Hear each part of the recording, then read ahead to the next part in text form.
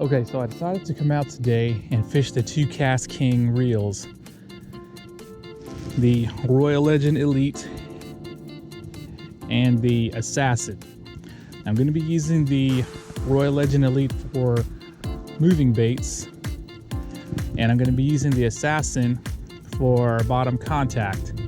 I have 15-pound fluoro on the Assassin and 10-pound on the Royal Legend Elite, and I have them both mounted on 2 Jackall BPM rods, 6'9" medium heavy for the Assassin and 6'10" medium for the Royal Legend Elite. So let's see what happens.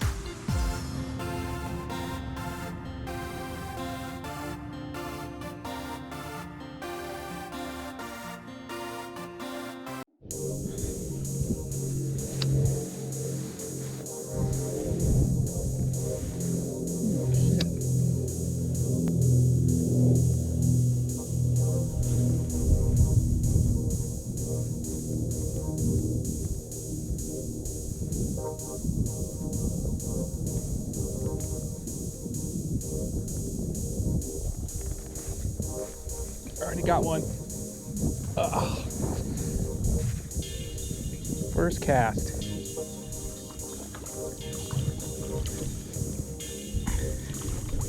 Thank you, yeah. Little guy, but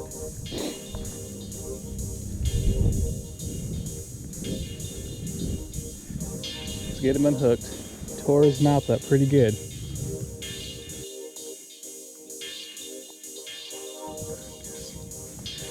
Hook just popped right out.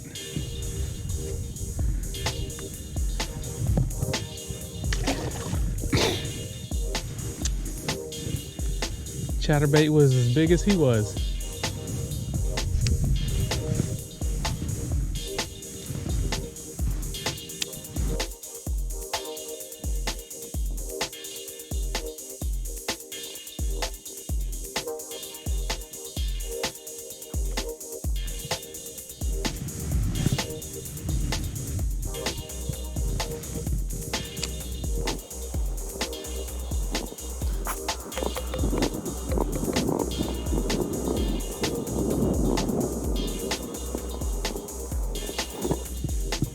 Turn these brakes down a little bit. So right now I'm on 8.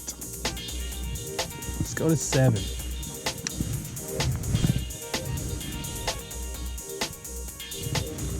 Damn.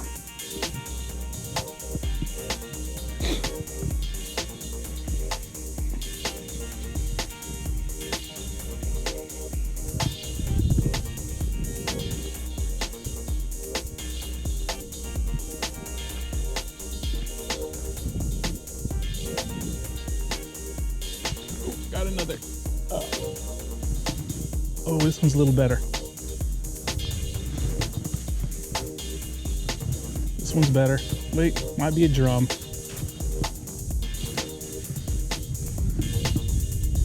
Nope, it's a little bass.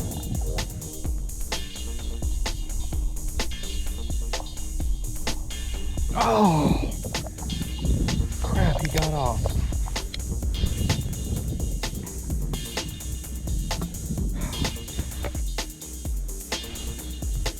Okay, let's see how the Royal Legend Elite handles the 360 GT 1/8 ounce head.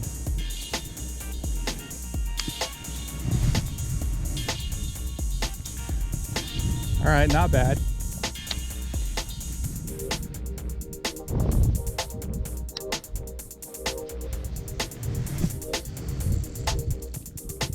Ooh, I need to turn the brakes up a little bit.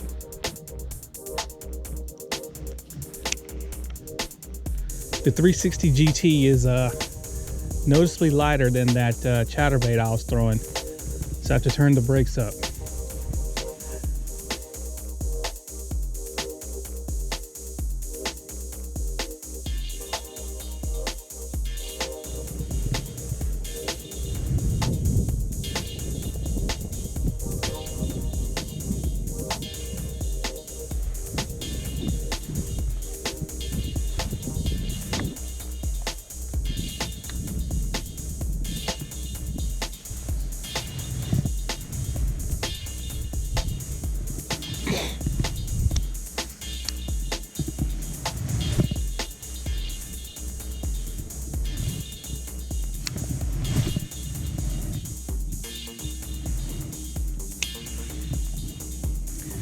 Okay, so in the initial unboxing of the Roy Legend Elite, I was talking about how it palms uncomfortable for me because of the sharp edges.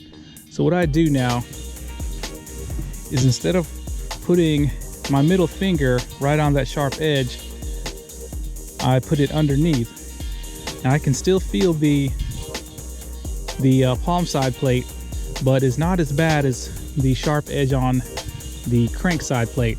So I had to modify my grip, and I find that while I can still notice the palm side plate, it's a lot more comfortable now that I've adjusted my grip. So it's definitely bearable.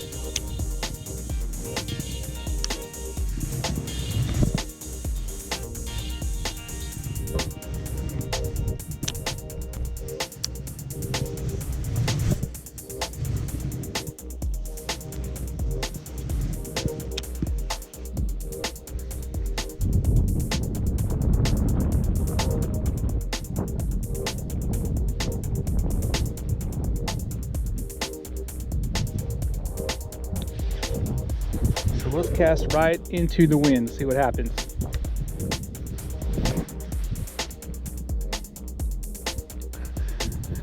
Okay, just as expected, a light lure into the wind. Needed more brake, but this is the first overrun that I've had since I started fishing, which is pretty impressive. Let's see if I can pick this out.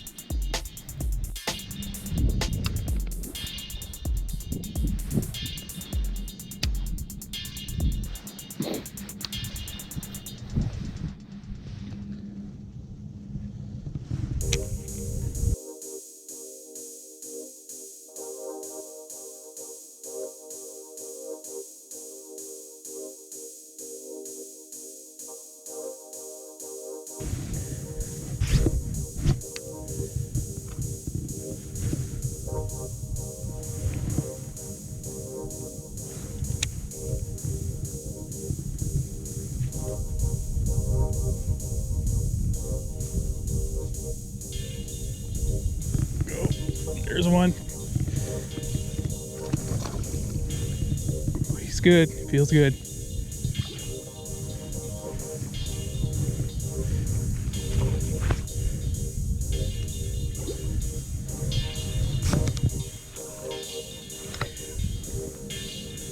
Come here. Oh, man, he choked this thing. He really wanted it. About a good pound.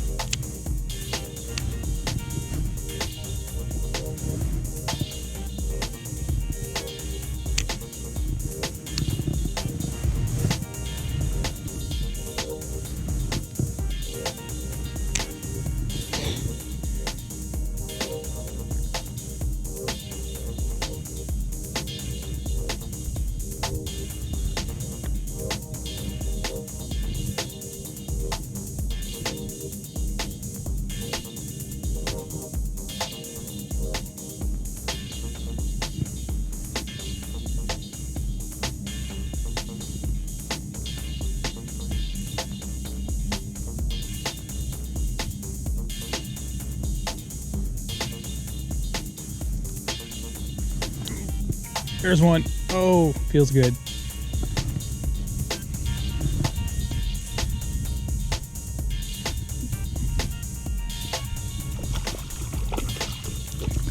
Hit it right near the bank.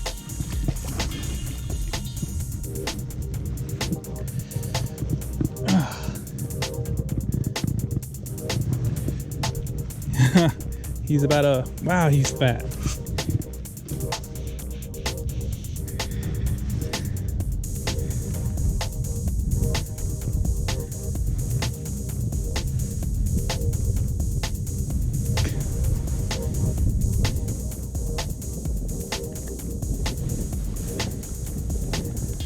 He's about a good almost 2 pounds. He's short, but he's fat. They are definitely feeding out here.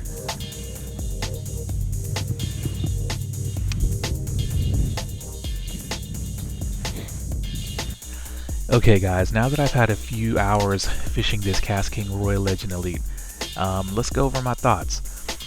Now, I was really surprised at the smoothness of this reel in both casting and retrieving. You know, when I first casted that chatterbait, I was kind of taken back at how smooth and quiet that cast was. And the same goes for the retrieve. Now the retrieve is quiet, smooth, and refined, which is kind of surprising considering that it doesn't appear to have a bearing supporting the pinion at all. And I think those soft, comfortable, ergonomically shaped knobs had a lot to do with the smoothness and refinement of that retrieve. Now the power was pretty good. Now granted, I didn't, you know, cast any kind of heavy resistance lures, but that chatterbait does provide good resistance, and it handled that with no issues at all. Now let's talk about the brakes. The brakes are actually pretty strong and pretty good, and in fact I didn't have one overrun or backlash all day except for that one time where I casted that really light lure into that strong headwind with the brakes too low, and I had that huge overrun that I had to cut out off camera, so you guys didn't get to see that. But yeah, the brakes on this thing are really good, and apparently that's something that they were working on, because allegedly the brakes on the old Royal Legend were pretty weak. Now as far as casting distance goes, we already know that this thing can outcast DAIWA Tatulas, and the casting distance was above average. Now it's not a Shimano DC or an MGL, but the distance was more than adequate, and it will definitely cast far enough for pretty much anyone out there. Now the place I was fishing, it was a steep, rocky riprap bank, so I couldn't really plant my feet to just really lay into a cast and see how long it could cast. But I can tell you that it's definitely an above average caster. Now as far as the bad, now initially I said that I had to change my grip to, you know, make it more comfortable for me, and that was true. I changed my middle finger to positioning to go underneath where it normally would rest on another reel to avoid that sharp edge. But that palm side, after a while I could really tell it was getting uncomfortable, and switching over to the Assassin that's got the smooth palm side plate with no sharp edges, you could really tell. So casting ergonomics, still kind of a negative for me, and the only thing that I could think of that needed improvement was the thumb bar. It tends to get slick when it's wet. Now it's got these little indentions there, I guess, to give you grip, but that really didn't help. But other than that, I was really impressed, especially since this reel starts off at 70 bucks, and apparently you can get it for even cheaper sometimes, like around 60 bucks. So yeah, so far very impressed with the Kastking Royal Legend Elite. Now will it stay smooth and be durable? We don't know. That's something that only time will tell. But so far I am impressed. Okay guys, so I now have the Kastking Assassin 15-pound fluoro Jackall BPM 6'9", medium heavy. I'm starting off with a Rage Craw on a Nichols jig head. So hopefully that'll get us some bites. I have the brakes set all the way to maximum, so it's all the way on 6 inside, and then the magnetic brake is set all the way to maximum on the outside. Hopefully that'll be enough. I don't plan on really casting this lure, just pitching it around these rocks near the bank. So let's see if I can catch something.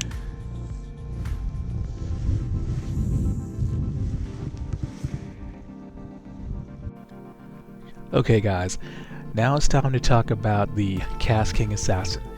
Now if you recall the Kastking vs DAIWA field battle video, despite having both dual centrifugal and magnetic brakes, I found the brakes on the Assassin to be fairly weak and touchy at the same time. So this time around going fishing, I was taking no chances and I turned the brakes all the way up. So that meant I turned the internal centrifugal brakes all the way up to 6, and I turned the magnetic brakes all the way to maximum using the external dial. Now if you're wondering why the spool isn't filled up all the way, I basically took the line directly from the CURADO DC, which was the 15-pound fluoro, and I spooled it directly to the Assassin. So that gives you an idea of just how much line capacity this Assassin has. Now, let's talk about the performance and what I found out fishing this Assassin. Now, even with the brakes turned all the way up, they were still pretty loud, but I didn't have any kind of backlashes or overruns as to be expected. But since the Assassin is so lightweight and it's got that carbon fiber body, the brakes, you could feel the vibration even when doing these, short pitches and short casts where the spool wasn't really getting up to a high RPM. So that's something to think about. Now, coming from the Royal Legend Elite, the palming on the Assassin was way more comfortable. It has no sharp edges at all, so that was a huge difference I could tell immediately once I picked up the Assassin and started fishing it.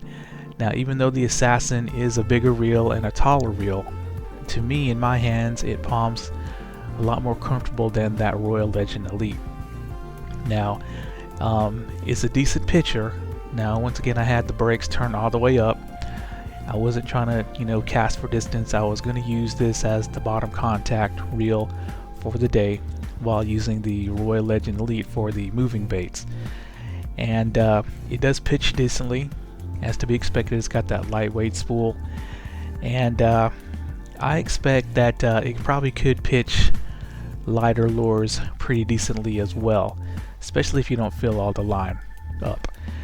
Now, when battling these fish, now granted these were small fish, probably just around a pound a piece, setting the hook and fighting these little fish, I didn't feel any kind of flex in the frame, which was I guess pretty surprising, because when casting the Assassin, I didn't feel that it was made very well. Now I'm referring to the on-field battle when I was doing the casting of the casting plugs. The feel of the Assassin at that time made me think that this was kind of a fragile reel, but apparently it's a lot stronger than it feels. And once again, these were not huge fish, but yeah, it handled them easily, and it set the hook with no noticeable flex in the frame or the side plate on my part. Now, if I ran into some, 4 or 5 pound fish, would that be the same? I don't know. So basically, the Assassin performed a little bit better than I expected. Not that I had a super high opinion of it to begin with, but considering the price that you can have some of these reels for, I believe sometimes you can get them for 40 bucks, when they're on sale on Amazon. It's a pretty decent reel that will do the job, and I guess that's the best compliment that I can pay it.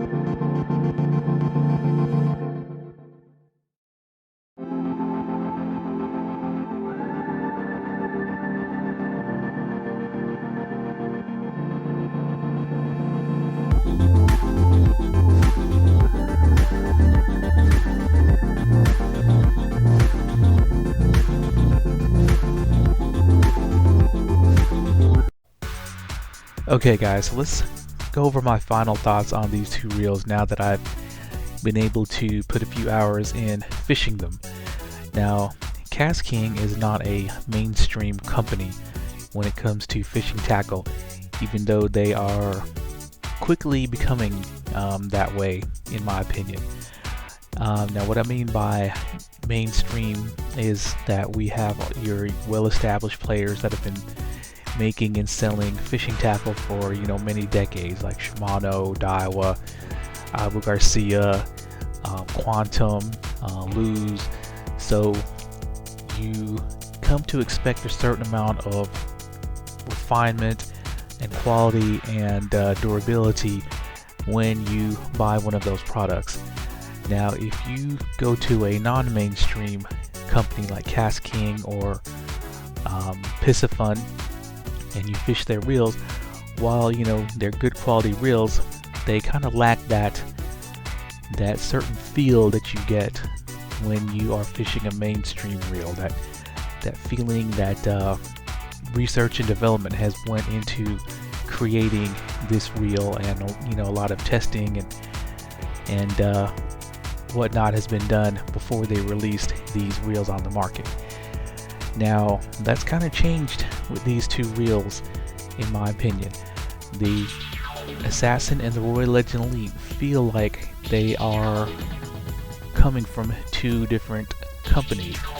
Now, I've said before that if you stuck a Abu Garcia badge or a LEWS badge or a, you know, SHIMANO or DAIWA badge on that Royal Legend Elite, you know, nobody would be the wiser, because they've stepped up their performance, smoothness, and refinement quite a bit in this Royal Legend Elite, to where it feels like it came from a mainstream company. And it's very evident when you fish it back to back against one of Kastking's older offerings, like this Assassin, which feels, you know, kind of crude and unrefined in comparison to the Royal Legend Elite. Now, I've kind of gone over in a previous video why that is. It's because apparently the Royal Legend Elite is being made by BANTAM, which is one of the two big Korean manufacturers that makes reels for a lot of the mainstream companies. So basically, there it is. The Royal Legend Elite is head and shoulders above the Assassin in every single way, except for maybe a couple, and weight being one of them, and then palming ergonomics being another one. Now, of course, palming ergonomics is something that's personal, and I like the way the Assassin palmed a lot better than that Royal Legend Elite. But everything else, the Royal Legend Elite was smoother, quieter, felt a lot more solid and a lot more refined. And I'll even venture to say that it feels a lot better than even the standard for entry-level baitcasters, the Abu Garcia Black Max. So yeah, I'm pretty impressed with the Royal Legend Elite. Now, these two are separated by only $10 in price point, and personally I would go ahead and spend that extra $10 to get that Royal Legend Elite, if you can take that palming ergonomics, I should say. Alright guys, thanks a lot.